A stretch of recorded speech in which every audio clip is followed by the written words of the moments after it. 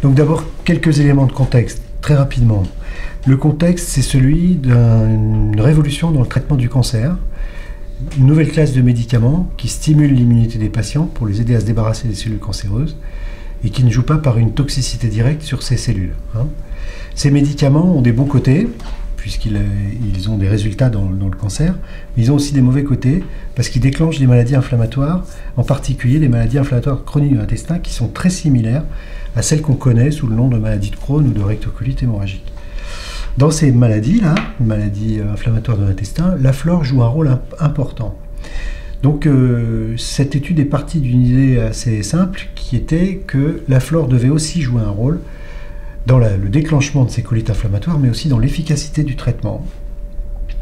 Et voilà, donc c'est parti de cette idée qu'il y a une influence de la flore sur la réponse à ces traitements, la réponse positive, mais aussi sur la toxicité observée au cours de ces traitements.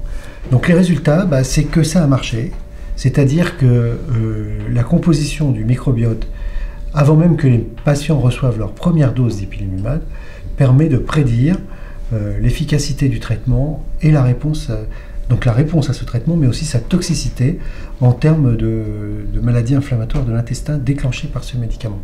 Ça laisse espérer qu'on peut prévoir et donc déterminer au départ les malades qui vont répondre et ceux qui ont moins de chances de répondre. Donc ça peut être utile de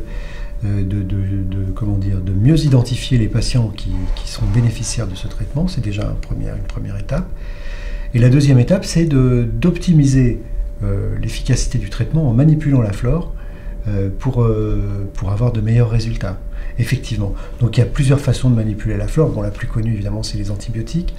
Mais on peut aussi l'influencer de manière plus sélective par d'autres produits, comme en administrant des phages ou en effectuant aussi une transplantation fécale, ou aussi en administrant des médicaments qui peuvent modifier la composition de la flore. Donc c'est en fait une première étape dans cette voie-là, et c'est un nouveau champ en fait qui s'ouvre devant nous.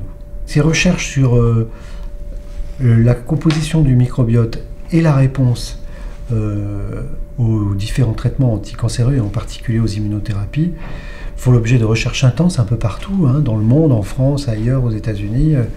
Cet article-là est un des premiers, je crois que c'est même le premier chez l'homme, purement chez l'homme, à montrer une corrélation entre la composition du microbiote et la réponse à un traitement par immunothérapie.